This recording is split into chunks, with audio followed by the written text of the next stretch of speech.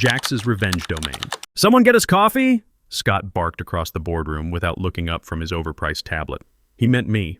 Of course he did. I was sitting at the corner table like some forgotten piece of office furniture, the quiet old-timer with reading glasses and an unassuming polo shirt. He didn't know my name, didn't care. He just assumed the older guy not speaking must be there to fetch caffeine and nod politely while alpha consultants swung their PowerPoint decks around like weapons. I didn't flinch. Didn't even blink. Just sat there. Arms crossed, pen unmoving. Let the fool keep guessing. My name's Brian Wallace, and I'm 48 years old. That's been my job for the past 4 years. Watching, listening, smiling when appropriate, taking mental notes with the precision of an accountant during audit season. They think I'm harmless. They think I'm done, some retired old guard, a relic from the founding days, graciously allowed to linger like a janitor who knows the Wi-Fi password. That's how Bradley likes it. That's how he designed it. "Take a step back, Brian," he'd said after my health scare. "Let the new blood handle the day-to-day while you rest. Right, rest. I built this company with a laptop, a divorce lawyer on speed dial, and 2 maxed-out credit cards. But sure, I'll sit quietly and rest while the circus performers juggle flaming investor money. You want to know what's funny? I actually had a heart attack. Not a big one, but enough to make me think. I was 44, working 80-hour weeks, living on gas station coffee and whatever the vending machine had that wasn't expired. The doctor said stress was killing me. Bradley, my protege, my hand-picked successor, came to visit me in the hospital with flowers and a concerned expression. "Take it easy, Brian," he'd said, squeezing my shoulder like we were old war buddies. "The company needs you healthy. I'll handle operations while you recover." I believed him, trusted him. Hell, I'd trained him myself, taught him everything from reading financial statements to managing difficult clients. He was smart, ambitious, but still humble back then. Still asked my opinion on major decisions, still called me for advice at midnight when a deal was falling apart. That was 4 years ago. Different world now. Scott strutted in 6 weeks ago like a rooster let loose in a mirror factory. Chest puffed, teeth too white, belt buckle shiny enough to deflect criticism. Another consultant with a buzzword addiction and a 6-figure retainer. Bradley introduced him like he was the second coming of Steve Jobs. "He's going to help us scale," Bradley beamed, using that startup language that makes my teeth hurt. "He's cleaned up 24 companies before us." Cleaned up? Right. I did what I always do. I checked. Took me exactly 47 minutes on Google, LinkedIn, and a few industry databases I still had access to. One of the companies Scott cleaned up went bankrupt 8 months after he left. 2 were sued for fraudulent reporting. 1 somehow turned into a crypto MLM scam with a podcast. But sure, let's hand him the steering wheel of the company I built from scratch. The thing is, I've been in tech for over 20 years. I've seen consultants like Scott before. They show up with their McKinsey backgrounds and Harvard MBAs, all polish and no substance. They speak in acronyms, throw around terms like disruptive innovation and paradigm shifts, and somehow convince CEOs that their entire leadership team needs replacement. They're corporate locusts. They descend on a company, strip it for parts, rebrand the carcass, and move on to the next victim. The fact that Bradley couldn't see this told me everything I needed to know about how much he'd changed. But I didn't say anything, didn't raise objections or voice concerns. I just sat in my corner, watched, and took notes. Because here's what guys like Scott and Bradley don't understand about guys like me. We're patient. We've had to be. We didn't get where we are by throwing tantrums or making demands. We got here by outworking, outthinking, and outlasting everyone else. They think patience is weakness. They mistake silence for surrender. They assume that because I don't interrupt their meetings or challenge their slides, I must be irrelevant. A legacy cost to be managed until I can be gracefully phased out. They think I'm not watching, but I see it all. Scott's proposal to streamline the legacy footprint didn't go through the board. Bradley authorized a reallocation of stock options without a vote. A hiring freeze was implemented, and I only found out when Jennifer from HR mentioned it in passing. Not through official channels, not through a company-wide memo, through gossip. I guess that's how executive decisions get made now, via emoji and back-channel Slack messages. The new hires Scott brought in were all the same type. Young, ambitious, with zero institutional knowledge but plenty of confidence. They wore the same style of glasses, used the same buzzwords, nodded at the same moments. It was like watching a corporate boy band audition. Meanwhile, the people who actually built this place, the senior developers who knew our code base inside and out, the account managers who had relationships spanning years, the operations folks who kept the lights on, they were being systematically marginalized. Not fired, that would be too obvious. Just frozen out of important meetings, excluded from strategic planning, ignored when they raised concerns. It was death by 1,000 cuts, and Bradley was either too blind to see it or too weak to stop it. Funny thing about being underestimated. It's like hiding in plain sight. You stop existing in their reality, which means you can move through it like a ghost. The interns talk openly in front of me because they forget I'm there. I've heard everything from insider gossip to which client account Scott wants to quietly sunset to make the quarterly numbers look prettier. The old shareholders are just noise, he said last Tuesday over lunch, holding a forkful of overpriced quinoa salad. We clean the cap table, rebrand, take it public, and boom, none of this founder baggage matters. Boom, huh? Cute word. Fluffy. Like the look on his face is going to be when he realizes the baggage holds 60% of the company's equity through a trust he's too lazy to trace. See, that's the thing about guys like Scott. They're so busy looking forward, so focused on the future, they never bother to understand the past. They don't read the fine print. Don't dig into the corporate structure. Don't ask questions about how things got to be the way they are. I never sold my shares, never even diluted them. Every funding round, every stock option grant, every equity adjustment, I structured it to maintain my control. Not obviously, not in a way that would show up on the cap table summary that Bradley looks at in board meetings, but buried deep in the legal documents, protected by shell companies and blind trusts that would take a forensic accountant weeks to untangle. I let them believe I stepped back because I was tired, because my health couldn't handle the stress anymore. But what I got tired of was watching egos wreck the thing I'd spent 22 years building while grinning like they'd invented sliced bread. I'm done watching. They've been playing checkers on my chessboard and I just moved my queen. The real kicker? Bradley, my former protege, my hand-picked successor, the guy who once sent me a bottle of bourbon every Founders Day, has started avoiding eye contact in the hallway. His handshakes have gotten softer. He's sweating through meetings that used to be routine. He knows, on some primal level. I think he knows the floor is about to fall out. But Scott's still strutting, still printing color-coded org charts like they're sacred scrolls, still patting Bradley on the back like a frat bro at homecoming. He doesn't see it coming. Doesn't know that I've already called my lawyer, that I've already begun updating the board, that I'm no longer just watching. I'm counting down. 3 moves left, 2 meetings, 1 summit. Then the silence ends, and I speak. Scott's first official team meeting was like watching a car crash choreographed by a theater major with a marketing degree.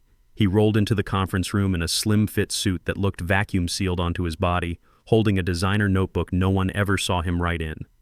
Everything about him screamed, "I'm important." The way he adjusted his cufflinks, the way he positioned his phone face down on the table like he was too busy for interruptions, the way he waited for everyone to settle before speaking. "Let's disrupt the status quo," he said, clapping his hands like we were at a TED Talk instead of a quarterly performance review. I'd been to maybe 200 of these meetings over the years. I knew what real strategic planning looked like. This wasn't it. He pulled up a slide titled, "Refactoring the Core Team," as if he'd spent more than 9 minutes learning our org chart. The slide was a mess of boxes and arrows that made no organizational sense.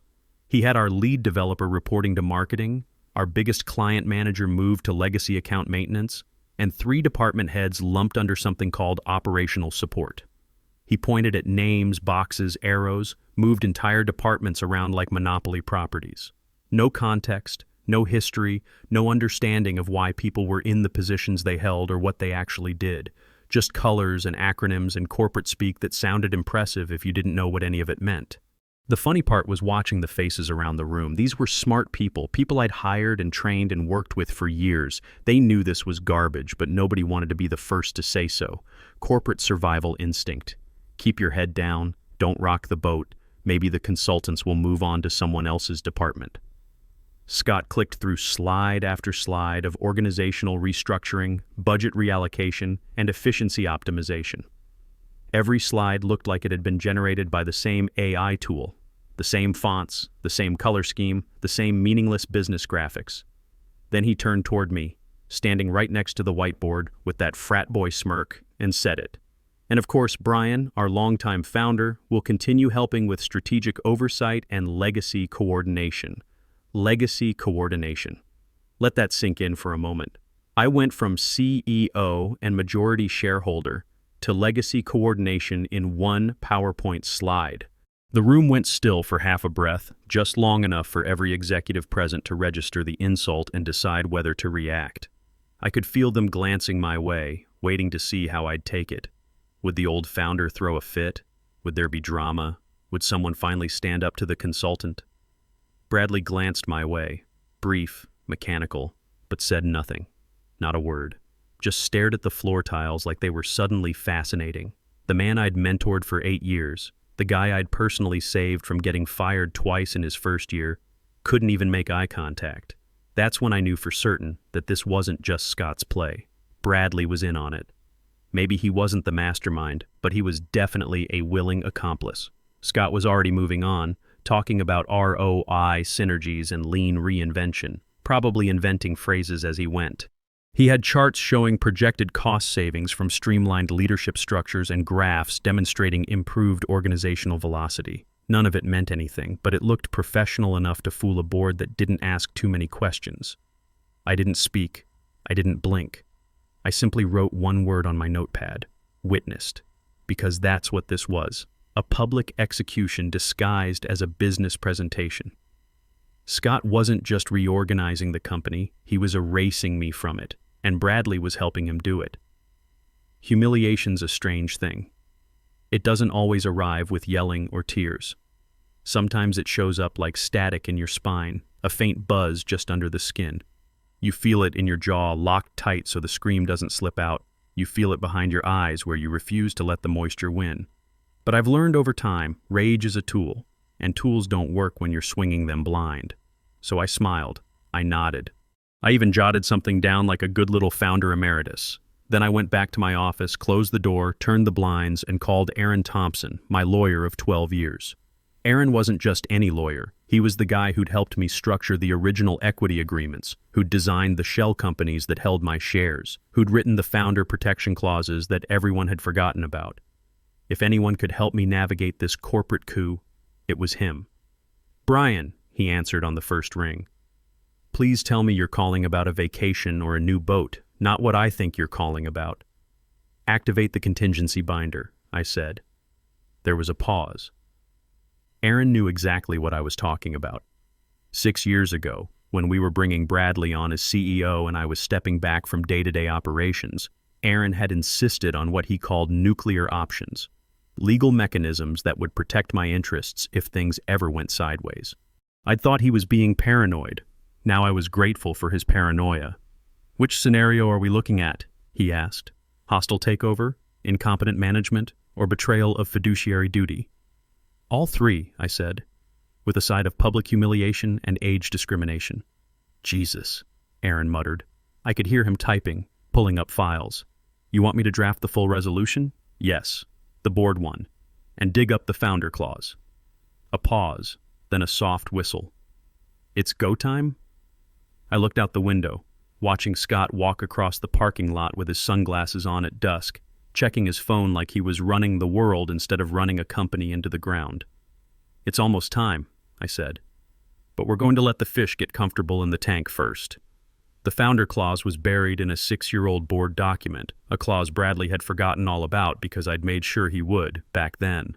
When you're bringing on a new CEO, especially someone younger and more ambitious, you want them to feel trusted and empowered. You don't spend a lot of time talking about the legal mechanisms that let you override their decisions. Back then, Bradley was still humble, still hungry, still grateful for the opportunity. He signed anything I put in front of him, eyes full of trust and ambition. One of those things, hidden in subsection C of the governance restructuring agreement, gave me the right to override executive leadership in a crisis, provided I had backing from 2 legacy investors. I already had 3 in my phone favorites. Scott was the match. Bradley had been dousing the floor in gasoline for the past 2 years with his hiring decisions, his strategic pivots, his willingness to let consultants remake the company in their image. And now I was holding the lighter. But first I needed to know exactly how deep the rot went. Over the next week, I played the role perfectly. I brought coffee to 2 meetings, not because Scott asked, but because I wanted to see who was talking to whom. I emailed calendar invites like a good little administrator. I even complimented Scott's strategic alignment memo to his face, which he'd clearly had AI write because it included the phrase fungible innovation stack 3 times in 2 pages. But while I played secretary, I was also playing spy.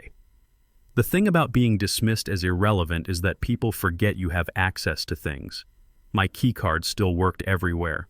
My login credentials were still active on all the systems. I was still technically chairman emeritus, which meant I had board-level access to documents and communications. I started small. I pulled access logs from our cloud systems, checking who was downloading what and when.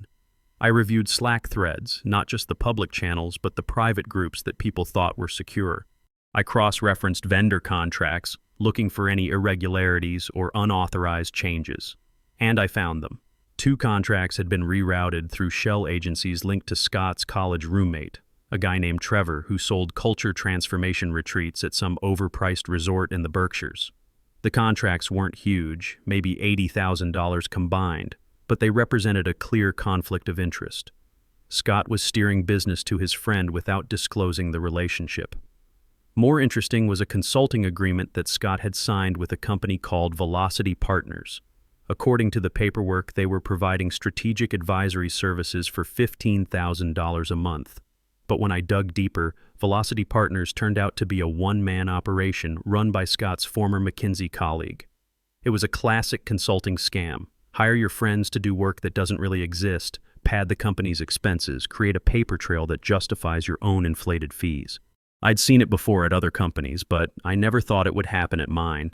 I printed it all, highlighted the relevant sections, and filed it in a folder I labeled QIS, Quiet Internal Sabotage.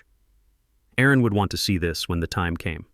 By Thursday, Scott had begun referring to me as Mr. Bryan in meetings, like I was some elderly uncle who'd wandered in from the nursing home. The condescension was so thick you could cut it with a knife, but nobody said anything. Bradley just sat there, nodding along like Scott was sharing profound wisdom instead of age discrimination gold. The worst part wasn't the disrespect. I'd dealt with that before. The worst part was watching what it was doing to the company culture. The junior employees, the ones who'd never worked anywhere else, were starting to treat me the same way. They'd stop talking when I entered a room, not out of respect but out of embarrassment. They pitied me. That night, I poured the glass of bourbon. The good stuff, not the cheap whiskey I used to drink when I was building the company on credit cards, and opened my laptop. I began composing a letter to the 3 original investors, the people who'd believed in the company when it was nothing but a PowerPoint presentation and a dream.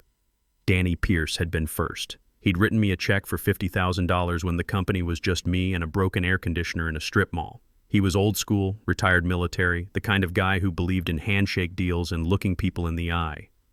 He'd made his fortune in real estate, but he understood technology enough to see the potential. Jennifer Walsh was the opposite, a supply chain software genius who'd sold her own company to Amazon for $200 million and was looking for the next big thing. She was methodical, analytical, never made a decision without seeing the numbers. But once she was convinced, she was all in. Eddie Sullivan was the wild card. He'd made his money in oil, lost most of it in the 2008 crash, then made it back in tech investments. He had a gambler's instincts and an accountant's attention to detail. He'd invested not because he understood our technology, but because he understood me. The subject line of my email was simple: a situation you should be aware of. The attachment was 47 pages long: financial analysis, organizational charts, evidence of the consulting fraud, projections showing what Scott's restructuring would actually cost the company. The last slide said, proposed leadership realignment. I didn't need to warn Scott he was about to be exposed. He wouldn't see it coming, even if I spelled it out in Comic Sans and stapled it to his forehead. Guys like Scott never see it coming because they're so convinced of their own brilliance that they can't imagine anyone else playing the same game at a higher level. But I wasn't ready to pull the trigger yet. I needed one more piece of the puzzle. The piece came to me courtesy of Michelle Stevens, my former intern who'd grown into one of the sharpest executive assistants I'd ever worked with. Michelle had a talent for being invisible when she needed to be and incredibly observant when it mattered. She slipped me a note during lunch, just a folded piece of paper that looked like a grocery list. On it was written, Conference Room B, 2 p.m., locked door. so I made sure I was walking by conference room B at exactly 2 p.m., heading to the men's room with a stack of papers that made me look busy and official. The door was indeed locked, but the glass walls weren't soundproof. Inside, Scott was presenting to Bradley and 3 of our mid-level VPS, people with just enough stock options to feel important, but not enough institutional knowledge to ask the right questions. Scott had brought printed materials, thick, glossy packets with charts and graphs that looked impressive from a distance. I couldn't hear everything, but I caught enough key phrases: legacy stakeholder optimization, cap table cleanup, founder transition planning. This wasn't just about reorganizing departments or cutting costs. This was about erasing me entirely. I kept walking, casual as could be, but my mind was racing. Scott wasn't just planning to marginalize me. He was planning to buy me out, probably at a fraction of what my shares were actually worth, using some combination of legal pressure and board politics to make it happen. That evening, I waited until the building was empty, then used my keycard to let myself back in. Michelle had accidentally left a copy of Scott's presentation packet on the reception desk, weighted down with a coffee mug so it wouldn't blow away. I took it home and read every word. The title was Operational Realignment, Efficiency Roadmap V1.4. Even the title was insulting, like the company's 22-year history was just inefficiency that needed to be corrected. Scott had outlined a 4-phase plan that was surgical in its precision. Phase 1. Reorganize reporting structures to minimize legacy influence. Phase 2. Implement new governance policies that would dilute founder authority. Phase 3. Initiate buyout negotiations with dormant shareholders. Phase 4. Rebrand the company with future-facing leadership and prepare for IPO.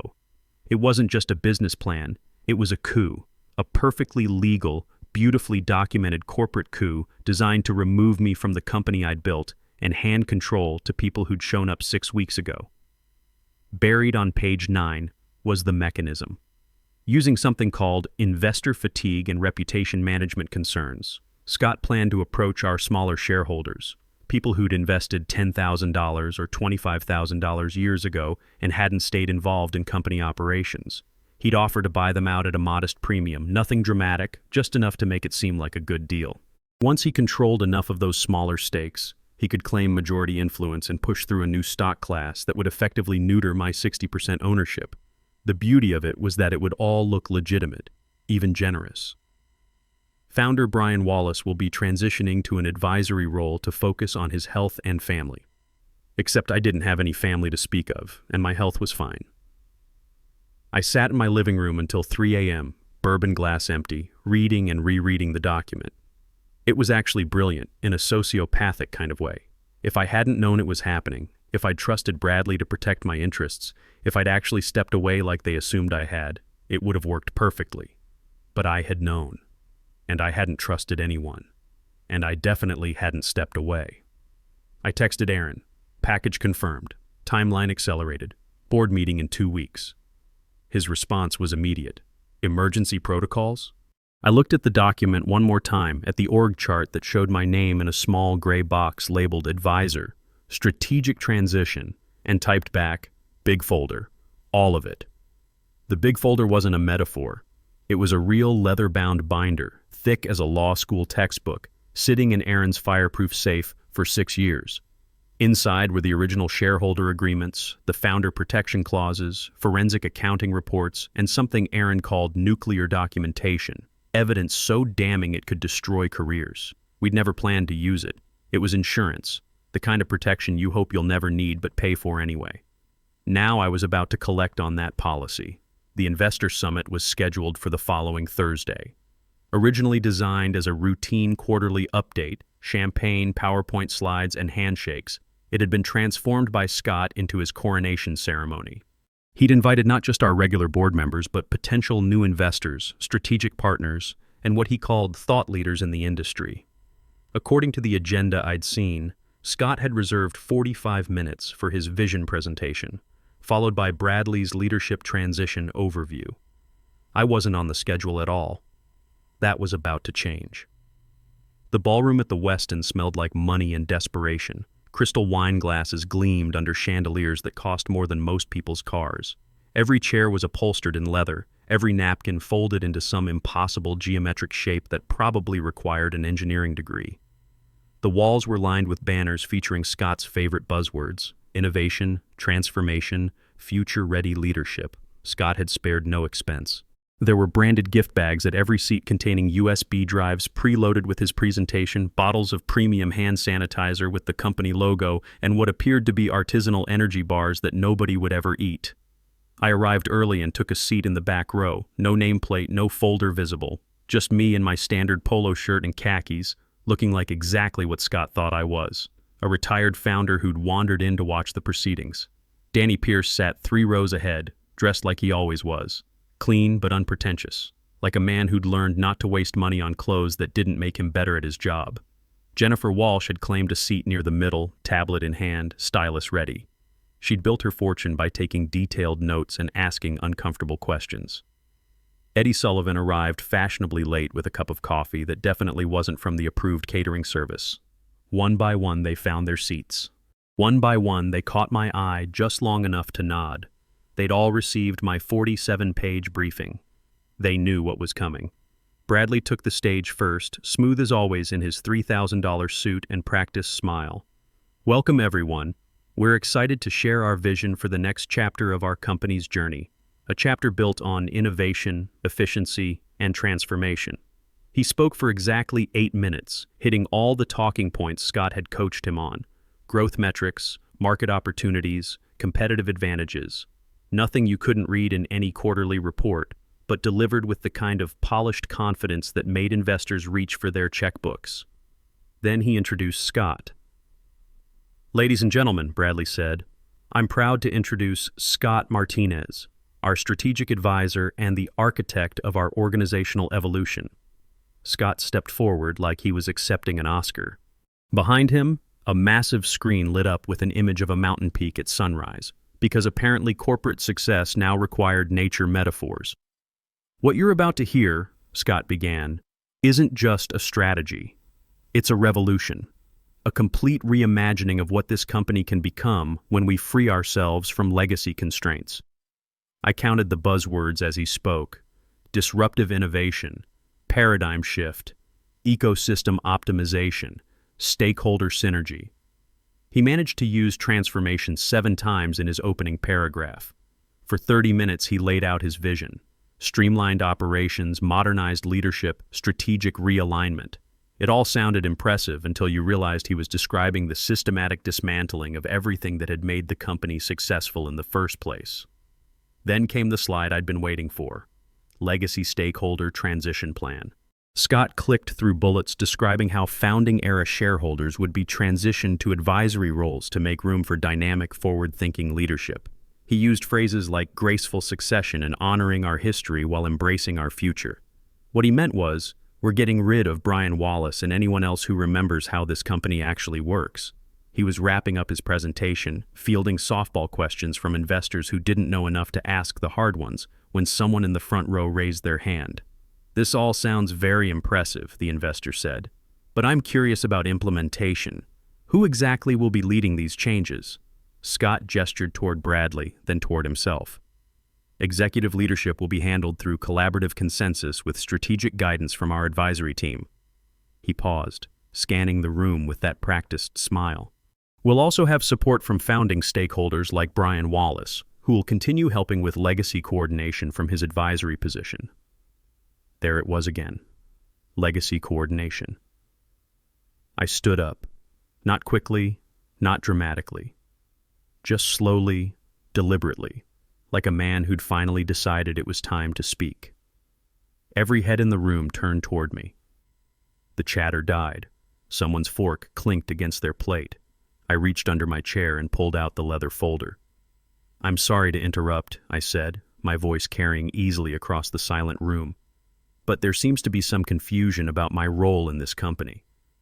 Scott's smile faltered. Bradley went pale.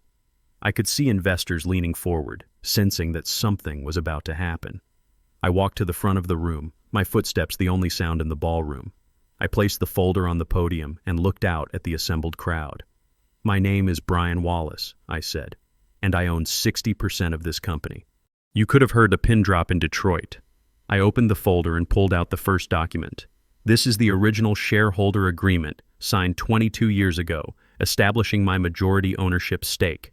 I placed it on the podium where everyone could see it. This, I continued, pulling out the second document, is the blind trust agreement, executed 6 years ago, which maintains that ownership through a series of legal entities that Mr. Martinez apparently didn't bother to investigate.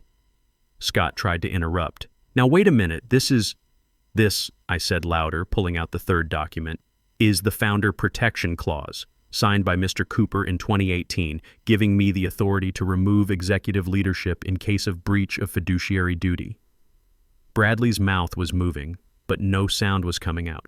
And this, I said, pulling out the final document, is a board resolution signed this morning by our 3 original investors, authorizing the immediate termination of Scott Martinez's consulting contract and the removal of Bradley Cooper as CEO. I looked directly at Scott. Your presentation is over. For exactly 15 seconds, nobody moved. Then Danny Pierce started clapping. Jennifer Walsh joined in. Eddie Sullivan stood up, still clapping. Within moments, half the room was on their feet. Scott grabbed his materials and left without another word.